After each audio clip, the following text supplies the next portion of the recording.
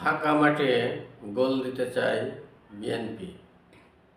আওয়ামী লীগের নির্বাচনে অংশগ্রহণ অনিশ্চয়তার সুযোগে গোপালগঞ্জ, গাজীপুর এবং ময়মনসিংহ সহ বেশ কিছু আসন, অন্তত ৭০টি আসন, যেটা কখনোই বিএনপি জিততে পারেনি, সেই সমস্ত আসনগুলোতে এবার বিএনপি জিতে রেকর্ড ভাঙার স্বপ্ন দেখছে।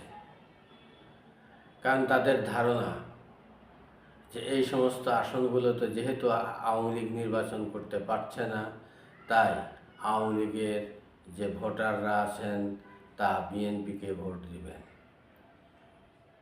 এবং আমরা এটা জানতে পেরেছি যে ইতিমধ্যেই প্রায় ১৭০টি আসনে প্রার্থিতা চূড়ান্ত করেছে বিএনপি এবং ৫০টি আসন জুলাই আন্দোলনে যারা সক্রিয় ভূমিকা রেখেছে তাদের মধ্যে বণ্টন করা হবে। আর বাদবাকি আসনের ব্যাপারে এখনও সিদ্ধান্ত গ্রহণ করেনি বিএনপি।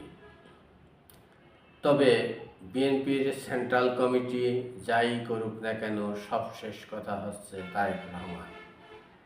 তিনি তার বাণিজ্যটি না হলে নমিনেশন যে চূড়ান্ত হবে না, সেটা অতীতের রেকর্ড থেকে আমরা নির্দ্বিধায় বলতে পারি। আর বিএনপি যেহেতু মনে করছে যে আওয়ামী লীগের যে আসনগুলো সুনির্দিষ্ট, সেই আসনগুলোতে এবার বিএনপিকে ভোট দেবে। কিন্তু প্রশ্ন হচ্ছে যে অত্যাচার, জুলুম, নির্যাতন, মিথ্যা মামলা, ঘর বাড়ি ছাড়া করেছে আওয়ামী লীগের নেতাদেরকে, তারা কি আদৌ বিএনপিকে ভোট দেবে? আদৌ কি বিএনপির প্রতি আস্থা রাখবে? সেই প্রশ্নটি সঙ্গতভাবেই এসে যায়।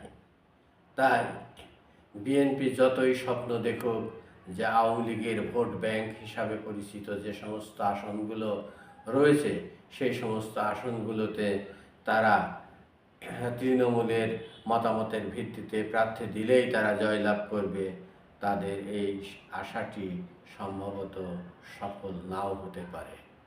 কারণ তারা বিভিন্ন অত্যাচার, অন্যায়, অবিচার করেছে ইতিমধ্যেই আওয়ামী লীগের নেতাকর্মীদের সাথে। হাজার হাজার নেতাকর্মীকে ঘর ছাড়া করেছে।